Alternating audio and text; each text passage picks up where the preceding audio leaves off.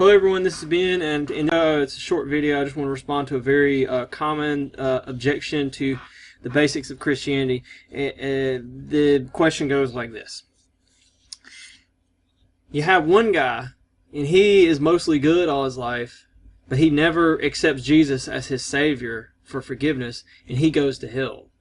And you have another guy, and he's mostly bad all his life, and but at the very end of his life, on his deathbed, he accepts Jesus as his Savior and goes to heaven. This is a very common objection to Christianity, and a lot of people feel like this shows that Christianity is just completely unfair and a terrible thing to believe. And just a horrible, it just makes no sense. And it seems immoral to people. So like, let's say we'll have a criminal who's like a total gangster robber, the worst guy, Al Capone. Let's say that Al Capone, at the very last second before he took his last breath, he accepted Jesus Christ and he went to heaven. Or maybe Adolf Hitler, who most evil guy ever. At the last second, he accepted Jesus Christ and he goes to hell. And then you have another guy like, Gandhi. Gandhi was such a great guy and did all these great things, And now stuff's coming out that Gandhi was like a big philanderer and stuff. So like, let's just pretend that, in our hypothetical situation that Gandhi didn't do that stuff, But he was a Hindu. Gandhi was a Hindu, and he was a great guy, but he was a Hindu. He knew about Jesus, but never accepted Jesus. And so Gandhi goes to hell, even though he lived a better life than Al Capone.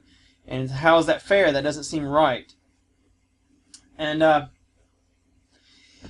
problem with this, and the reason why this is an issue, and this is the main thing you have to think about, is there's a flaw in the thinking.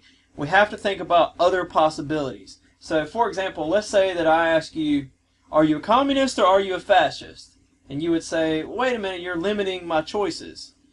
Well, that's what this question is like. It's like if I was to ask you, it's like someone says, I'm going to start this new Bible study at church, and if you don't come to it, then you don't love Jesus. And, well, what if, that's an unfair way of reasoning.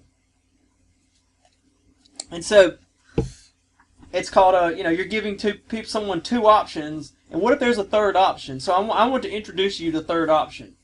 Instead of those two options of Al Capone and Mahatma Gandhi, I want you to think about this, like, what if Gandhi, after he died,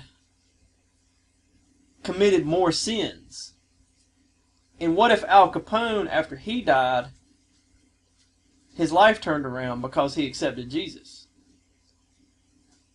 You see, we don't think about the afterlife. We think that, like, this life is it, and then you're judged, and then that's it.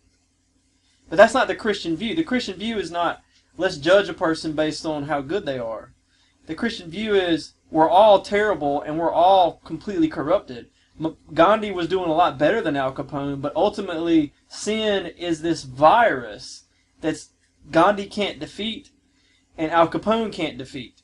The difference with Al Capone is that he got help and Gandhi didn't. So you got to think about this, like, people say, well, how is it fair for someone who sinned, maybe a lot, but not an infinite number of sins, to go to hell forever for an infinite amount of time? That seems unfair. And so my point is, like, but if the person continues to sin forever, then hell is infinite punishment for infinite sins. Whereas the guy who goes to heaven got help.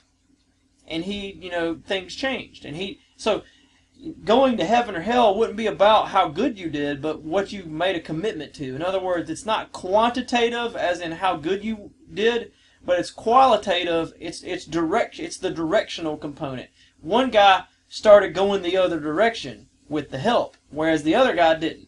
And so that's really the distinction here. And, once you have that, there you go. Like, so that's a short video, a short answer to a simple question. Thanks, and have a good day. Bye.